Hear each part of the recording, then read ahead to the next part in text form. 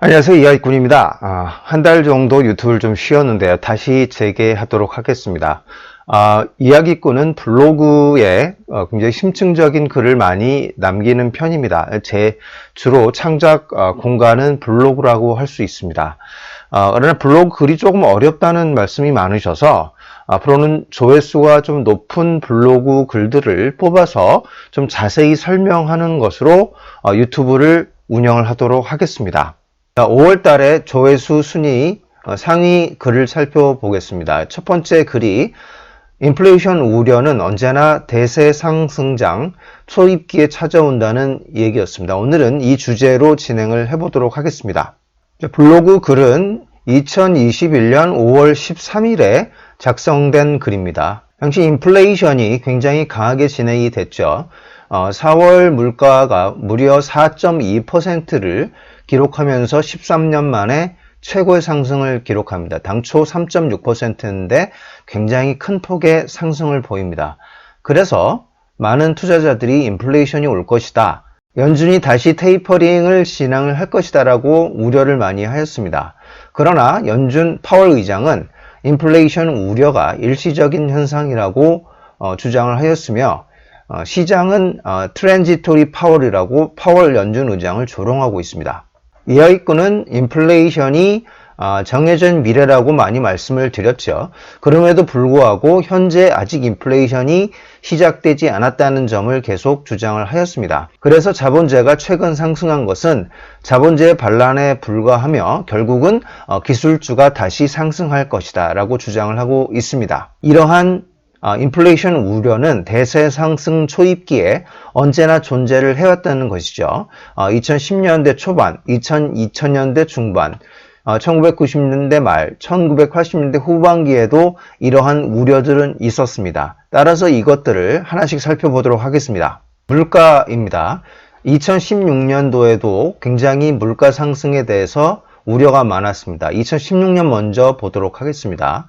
2016년 말부터 베네수엘라에서 하이퍼인플레이션이 발생을 하였고 브라질 헤아라가 폭락을 하였습니다. 그래서 전 세계의 인플레이션에 대한 우려가 굉장히 많았죠. 특히 베네수엘라에서는 초인플레이션, 하이퍼인플레이션이 발생을 하였습니다. 그래서 1994년 데킬라 위기와 같은 국제적 금융위기가 올 거라고 주장을 했습니다. 게다가 2017년 초에 위안화 절상이 나오면서 미국에서는 인플레이션 우려가 역시 팽배해졌습니다. 그러나 결과는 2016년 하반기부터 상승 추세가 시작이 되었고 특히 반도체, 2차전지, 그 다음에 자본재도 이때는 상승을 했습니다. 왜냐하면 달러 약세가 같이 진행이 됐기 때문입니다. 그래서 2016년 하반기부터 진행된 상승 추세는 2018년 초까지 1년 반 이상 상승 추세를 이어나갔으며 한국 증시 3기에 봉국년이 열리게 됩니다. 이번에는 2011년으로 가보겠습니다. 이때도 물가가 4%까지 상승을 하면서 인플레이션 우려가 굉장히 팽배했었습니다. 특히 지금과 굉장히 유사하게 양적 완화가 3차까지 진행된 이후에 풀려진 유동성으로 인해서 물가 상승이 4%까지 급등을 했던 자리죠. 그래서 2011년에는 고용시장 약세와 인플레이션 위험 증가 등이 굉장히 팽배했었습니다. 그래서 당시 신문 기사들을 보면 굉장히 많은 우려들이 있었습니다. 2010년도에는 이러한 우려로 골드러시가 나타난 점도 지금과 굉장히 유사합니다. 그러나 물가는 2012년부터 안정되어 결국 2015년에는 거의 제로 근처까지 하락을 하였습니다. 미국 증시는 2012년부터 팟맹을 중심으로 큰 폭으로 상승을 하였고 2013년도 미국 증시 7기에 여름 국면이 열리게 됩니다. 따라서 2013년 미국 증시가 본격적인 대세 상승을 하기 전에 인플레이션 우려가 왔던 것으로 우리는 역사에서 관찰을 할 수 있습니다. 2005년으로 가보겠습니다. 이때 물가는 거의 5%에 육박할 정도로 인플레이션 우려가 팽배했었습니다. 당시 기사를 보면 이런 기사들이 있었죠. 2005년 4월 기사를 보면 인플레이션 우려로 인해서 다우와 나스닥 지수가 동반 급락 하락했다는 뉴스 기사가 있었습니다. 그러나 2005년은 한국 증시 2기의 여름 국면이 열린 해입니다. 본격적인 대세 상승을 하기 직전에 역시 인플레이션 우려가 진행이 된 것이죠. 인플레이션 우려 이후에 증시는 상승을 시작을 하였고 이후 거의 3년에 걸쳐서 대세 상승이 이어지고 이때는 달러 약세와 미국 증시가 범국면인 관계로 상품의 시대, 자본주의 시대, 원자재 시대였기 때문에 100배 이상 급등하던 자본주의 기업들이 속출하게 됩니다. 자, 마지막으로 지금과 금융 생태가 유사한 삼저 환경이 펼쳐진 1980년대 후반기로 가보겠습니다. 이때 보면 1987년도 역시 4%에서 4.5%까지 인플레이션 우려가 있었습니다. 결국 1990년대에 6.5% 정도까지 급등을 하게 되죠. 물론 1987년도에 프레시 크래시가 있기는 했으나 상승 추세를 지속하였으며 한국 증시는 코스피 기준 10배가 상승한 자리입니다. 미국 증시 역시 1990년대 상반기까지 상승 추세를 지속을 합니다. 즉 이러한 물가 급등에도 불구하고 증시는 상승을 지속했다고 볼 수 있습니다.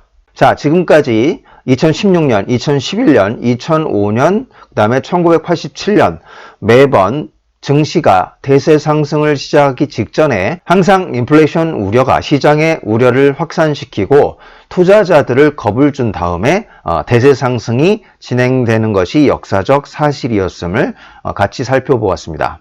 이러한 것은 시나리오 투자법에서 이미 많이 말씀을 드린 것들입니다. 금리, 통화, 상품, 부동산, 모든 5대 자산은 자신만의 시나리오 모델을 갖고 있으며 금리 역시 마찬가지입니다. 금리와 물가가 상당히 높은 상관관계가 있기 때문에 금리 시나리오 모델을 보면 물가를 가늠할 수가 있습니다. 보시면 먼저 시장 금리가 상승을 하고 경기가 회복이 되죠. 그러면 보복 소비가 일어나고 인플레이션 우려가 당연히 나옵니다. 대세 상승이 진행되기 좀 전이죠. 그러나 인플레이션 우려에도 불구하고 증시는 비틀비틀 상승을 지속을 하죠. 그러다가 물가가 진짜로 3% 이상 상승을 하게 되면 연준이 기준금리를 인상하게 됩니다. 연준이 기준금리를 올려도 시장은 상승 추세를 계속 지속합니다. 그러나 임계점이 넘게 되면 시장 금리가 먼저 하락하기 시작하죠. 시장 금리가 하락을 해도 증시의 상승 추세는 지속이 됩니다. 그러다가 연준이 생뚱맞게 금리를 인하하는 자리가 오게 됩니다. 기준금리가 인하한 이후에 공황이 찾아오게 됩니다.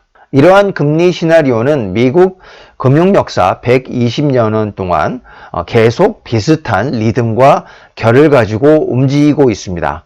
이러한 시나리오는 이미 투자 구루들께서 많이 말씀을 하고 계시는 건데 일반 투자자들이 그것을 인식하지 못하는 것이죠. 이러한 역사적 사실을 바탕으로 투자 결정을 하는 것을 시나리오 투자법이라고 합니다. 결론적으로 현재 물가 상승이 겁을 주고 우려를 자아나게 하고 있습니다. 그러나 연준 의장은 현재 현상은 트랜지토리, 즉 일시적인 현상이라고 평가절하하고 있습니다. 이야기꾼 역시 2016년, 2011년, 2005년, 1987년도의 예를 봤을 때 대세 상승 직전에 항상 인플레이션 우려가 왔다는 점을 강조하고 싶습니다. 현재는 여름 국면으로서 대세 상승을 막 시작하고 있는 단계이기 때문에 5년 정도 중기 투자를 통해 높은 수익률을 확보하시기 바랍니다. 감사합니다.